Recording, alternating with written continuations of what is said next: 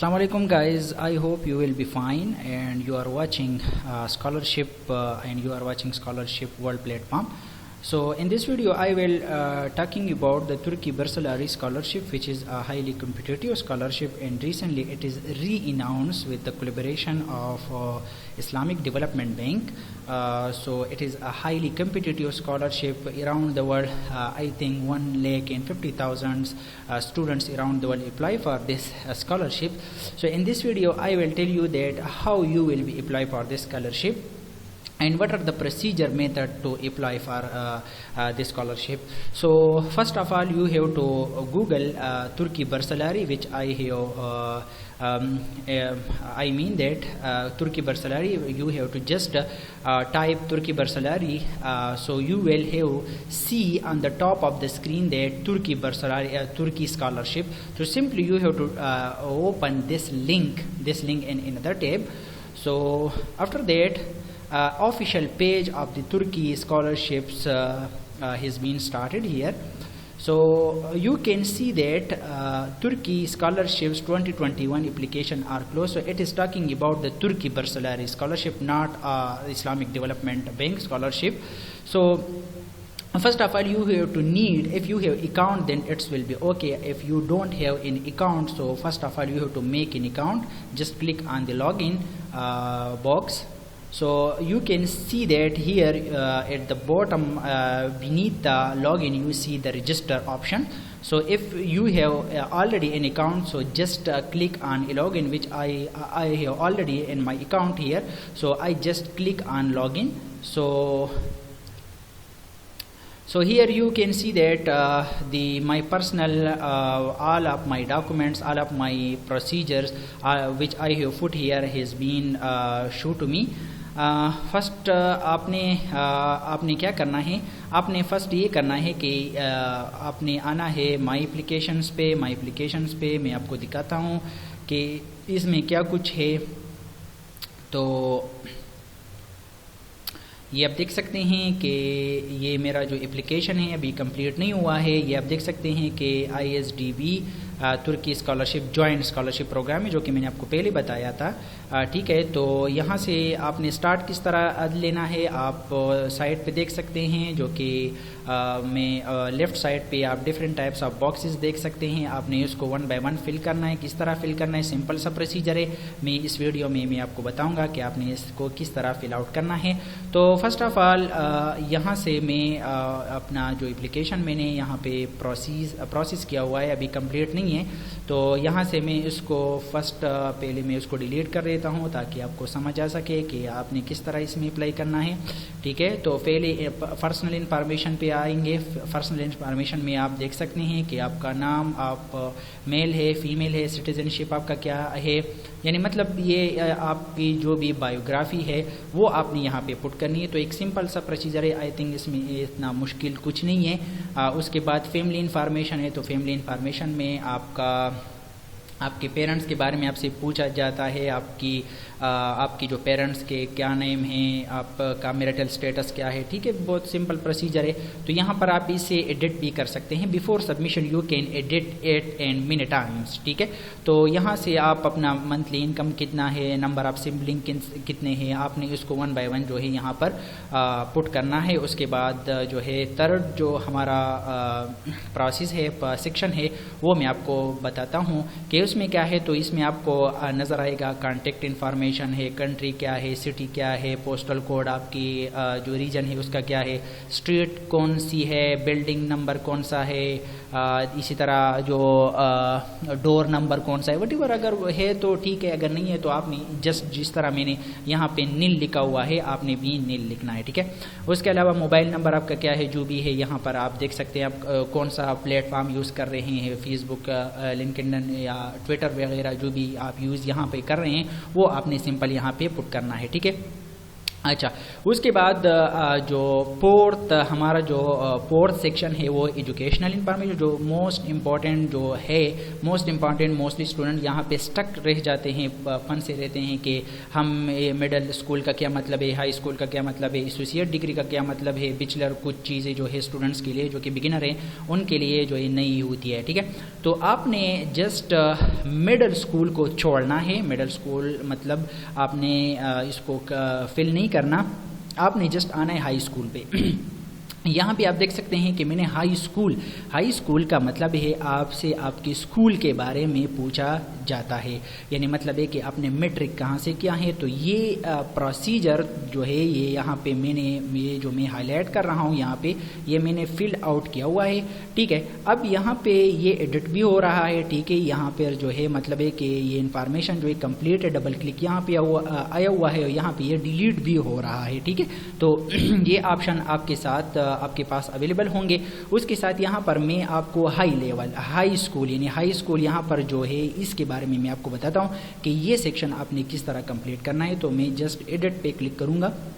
Edit पे click करने के बाद ये आप देख सकते हैं कि मैंने कंट्री यहाँ पे पाकिस्तान चूज़ किया हुआ है। कंट्री जो है, सिटी जो है हमारा KPK मलाकन है, मैंने यूज़ किया हुआ है। कौन सा स्कूल, ये ऑटोमेटिक जब यहाँ पे आप हाई स्कूल की इन्फॉर्मेशन में क्लिक करेंगे और यहाँ पे कंट्री चूज़ करेंगे, सिटी चूज़ करेंगे, तो उसके बाद ऑटोमेटिकली यहाँ पे स्कूल आपका जो भी स्कूल होगा वो यहाँ पे ऑटोमेटिकली आ जाएगा। आपने यहाँ पे एडिट नहीं करना, ठीक है ना।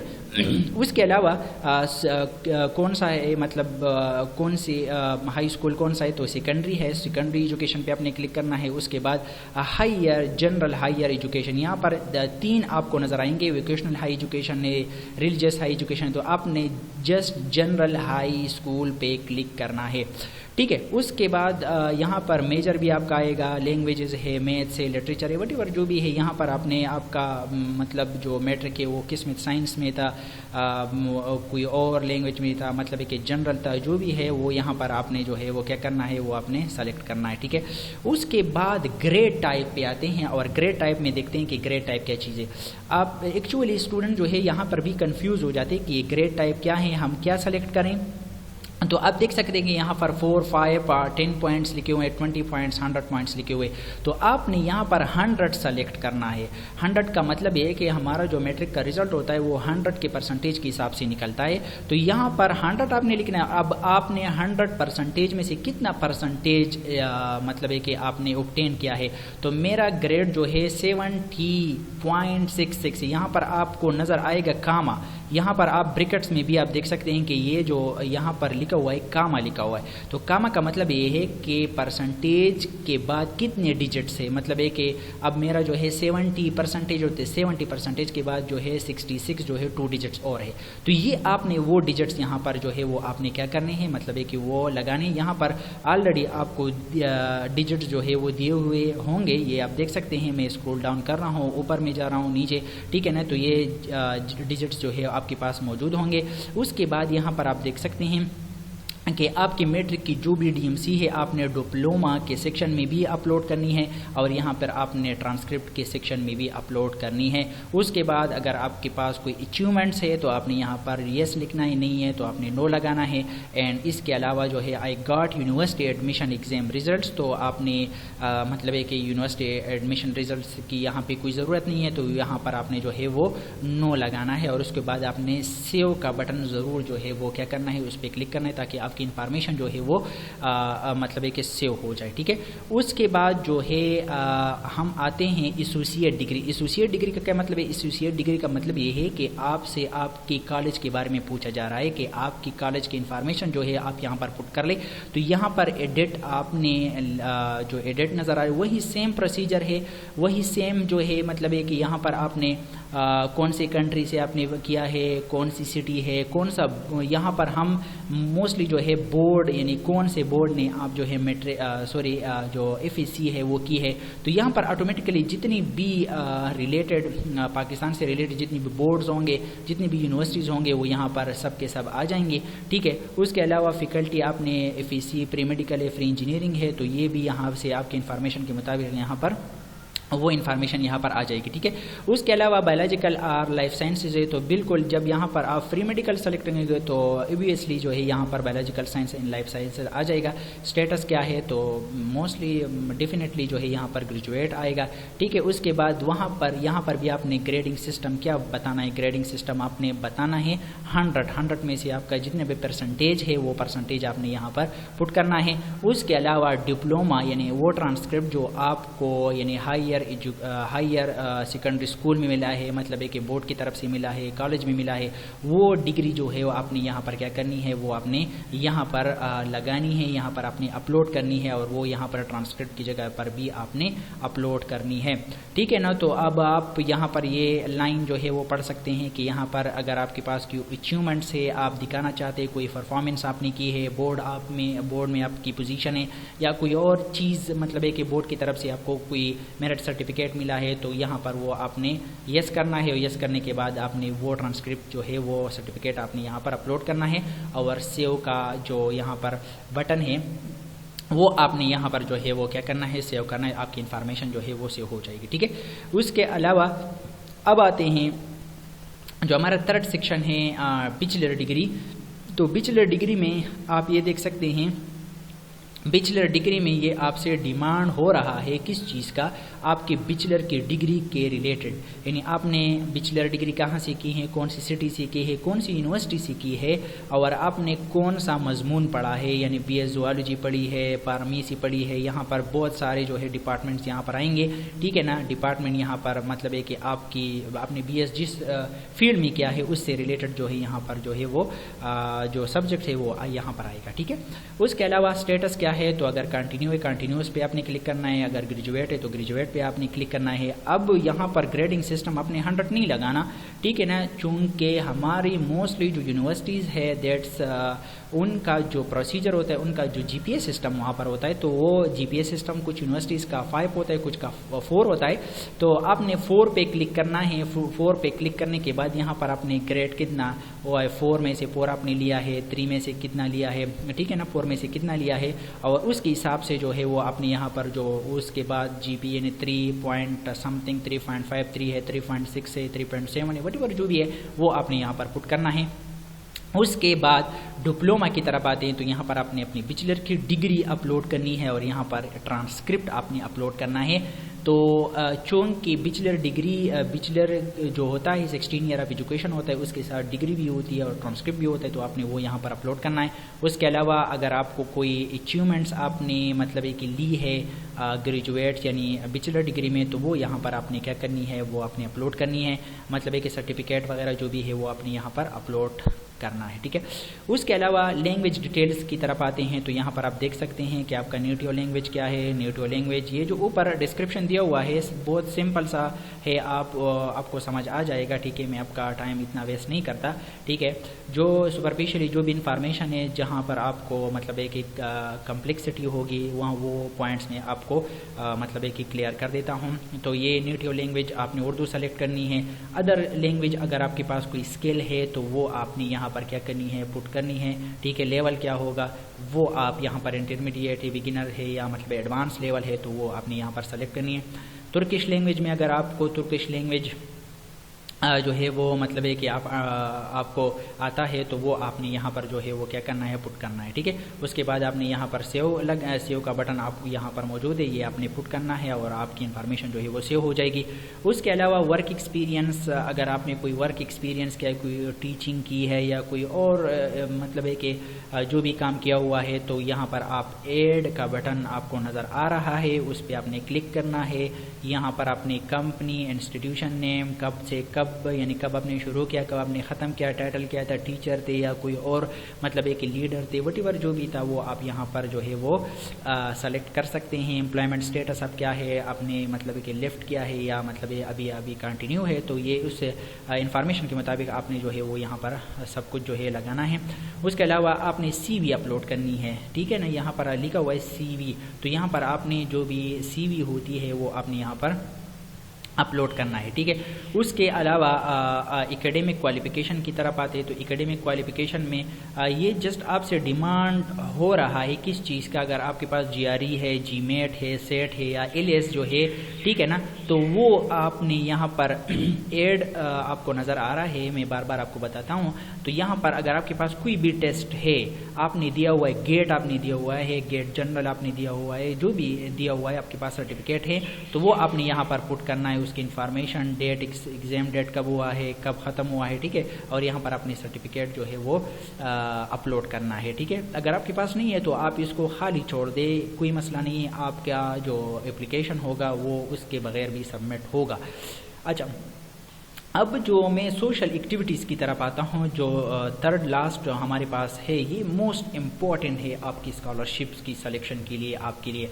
अगर आपके पास आपने कोई करिकुलर एक्टिविटीज़ की है, आपने कोई वॉलंटियरली काम किया है, किसी ऑर्गेनाइजेशन में काम किया है, किसी डिपार्टमेंट में काम किया है, या फाउंडेशन के साथ वॉलंटियरली फ्री ऑफ कॉस्ट आपने काम किया है, तो वो आपने यहाँ पर जो है वो सर्टिफिकेट आपने अपलोड करना है। कौन सा मतलब ऑर्गेनाइजेशन का क्या नाम है, जिस तरह मैंने यहाँ पर डिफरेंट टाइप्स ऑफ ऑर्गेनाइजेशन के साथ काम किया है, तो वो मैंने यहाँ पर आपको नज़र आ रहा है 1 2 3 4 5 एंड 6 सर्टिफिकेट्स यहाँ पर मैंने अपलोड किए हैं। जो मैंने काम किया है उसका सर्टिफिकेट अगर आपके पास है, आपने काम किया है, तो वो आपने जो है यहाँ पर अपलोड करना है, उसकी डिस्क्रिप्शन आपने यहाँ पे लिखनी है।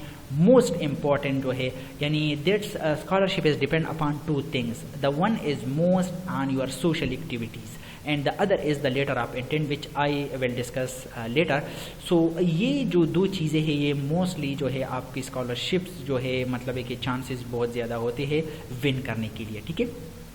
अच्छा जी, फिर हम आते हैं तुर्की एक्सपीरियंस में। अगर आपके तो कोई मतलब है कि आप तुर्की में रहे हो, या मतलब है कि आपका एम क्या है वहाँ पर, मतलब है कि पर्पस जो है वो सब के सब यहाँ पर मौजूद है। ये आप 1 by 1 जो है यहाँ से रीड कर सकते हैं, इसमें इतना मतलब है कि कोई मुश्किल नहीं है।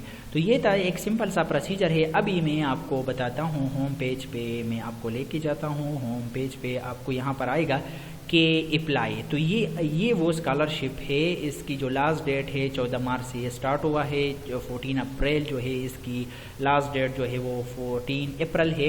तो यहाँ पर आप देख सकते हैं, अभी मैं बैचलर डिग्री तो मेरे पास है, तो अगर आप मास्टर के लिए अप्लाई करना चाहते हैं तो आपने मास्टर के लिए यहाँ पे क्लिक करना है, PhD के लिए अप्लाई करना है तो PhD के लिए आप क्लिक कर ले, रिसर्च के लिए आप अप्लाई करना चाहते हो, यहाँ पर डिफरेंट टाइप्स ऑफ ऑप्शन आपको नजर आएंगे। तो मैं मास्टर के लिए अप्लाई करना चाहता हूँ, तो जस्ट यहाँ पर मैंने क्या करना है, अप्लाई पे क्लिक करना है। अप्लाई पे क्लिक करने के बाद यहाँ पर जो है ये ऑप्शन यहाँ पर नज़र आएगा। ये जितनी भी डिस्क्रिप्शन हैं, डिस्क्रिप्शन आपको नज़र आ रही है, ये आपने 1 by 1 यहाँ पर आपने रीड करना है। यहाँ पर आपने जब रीड करेंगे तो यहाँ पर आपने टिक मार्क लगाना है, और यहाँ पर आपकी जो इन्फॉर्मेशन है आप इसको सेव करेंगे। अच्छा जी, अब हम आएंगे प्रेफरेंस की तरफ। प्रेफरेंस की तरफ मतलब ये है कि आपने जो भी डिग्री अपलोड की है उसी से रिलेटेड जो है, उसी से रिलेटेड जो भी सब्जेक्ट्स होंगे वो यहाँ पर आ जाएंगे। मसलन मेरा जो है वो सब्जेक्ट रिलेटेड है एनिमल साइंसेस की तरफ, तो आप मैक्सिमम 12 यूनिवर्सिटी सेलेक्ट करेंगे। It's depend upon your degree कि आपकी डिग्री जो है कौन कौन सी यूनिवर्सिटी में मौजूद, यानी आपका जो सब्जेक्ट है कौन कौन सी यूनिवर्सिटी में मौजूद है। तो अब आप देख सकते हैं कि मेरा ये सब्जेक्ट 3 यूनिवर्सिटीज़ में मौजूद है, बरसरा है, तो ये यहाँ पर मैं इसको सेव करूँगा, ठीक है। उसके अलावा मेरे पास जो है 2 और भी ऑप्शन है, तो 2 ऑप्शन यहाँ पर मैं क्लिक करूँगा। एनिमल साइंसेस पे यहाँ पर एक और अनकारा यूनिवर्सिटी को मैं क्या करूँगा, सेलेक्ट करूँगा।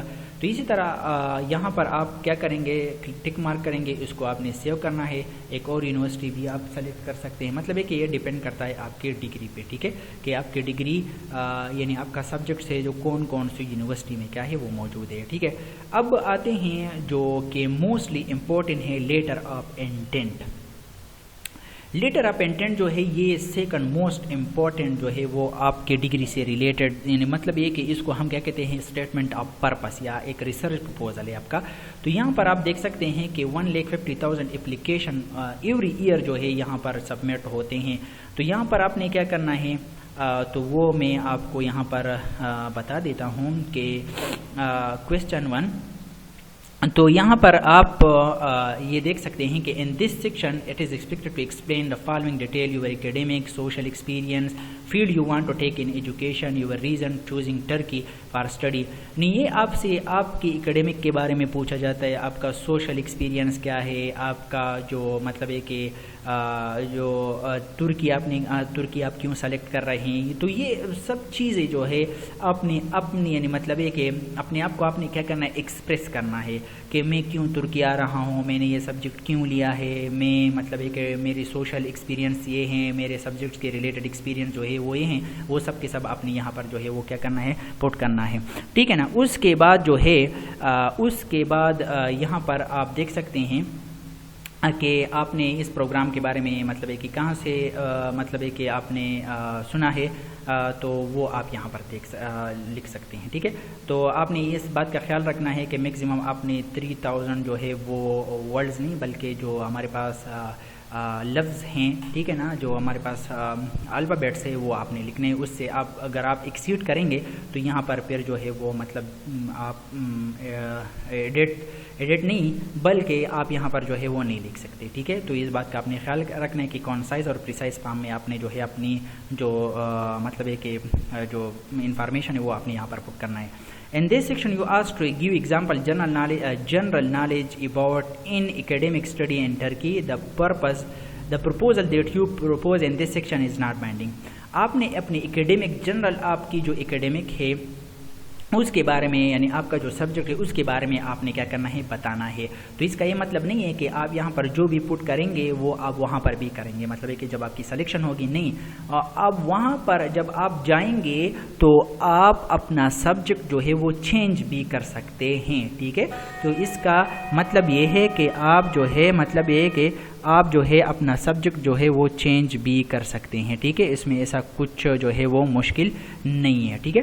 उसके अलावा यहाँ पर जो है वर्किंग टाइटल यानी कौन से सब्जेक्ट पे आप क्या काम करेंगे, ठीक है, कौन सा सब्जेक्ट जो है वो उस पे आप काम करेंगे, कौन सा सब्जेक्ट जो है मतलब है कि उस पे आप काम करेंगे, और उसका जो है टाइटल आपने क्या करना है, टाइटल आपने वो यहाँ पर लिखना है, टाइटल आपने यहाँ पर पेस्ट करना है, ठीक है ना। तो ये आप देख सकते हैं कि वर्किंग टाइटल, ठीक है, working title up to 15 words, please write in short in concise term the title of your work is a thesis or an article.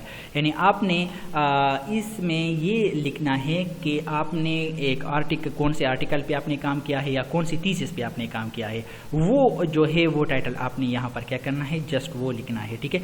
उसके अलावा एनालिसिस ऑफ द प्रॉब्लम, आप एक प्रॉब्लम है, एक रिसर्च आप करना चाहते हैं, तो उस मतलब है कि आप उसकी एनालिसिस किस तरह करेंगे, तो वो आपने क्या करना है, उसका एक कॉन्साइज एंड प्रिसाइज फॉर्म जो है वो आपने यहाँ पर लिखना है, ठीक है। उसके अलावा रिसर्च मेथोडोलॉजी है, तो रिसर्च मेथोडोलॉजी में आपने क्या करना है कि रिसर्च मतलब है कि जिस तरह हम रिसर्च प्रपोजल लिखते हैं, रिसर्च प्रपोजल में हमारे पास क्या होता है कि एक रिसर्च मेथोडोलॉजी होती है कि हम ये इक्विपमेंट्स यूज़ करेंगे, ये काम हम इस तरह लैब में करेंगे, इस तरह बाहर करेंगे, इस तरह हम डेटा कलेक्ट करेंगे। तो ये सब के सब जो है ये हम यहाँ पर मतलब है कि यहाँ पर आपने लिखना है, ठीक है।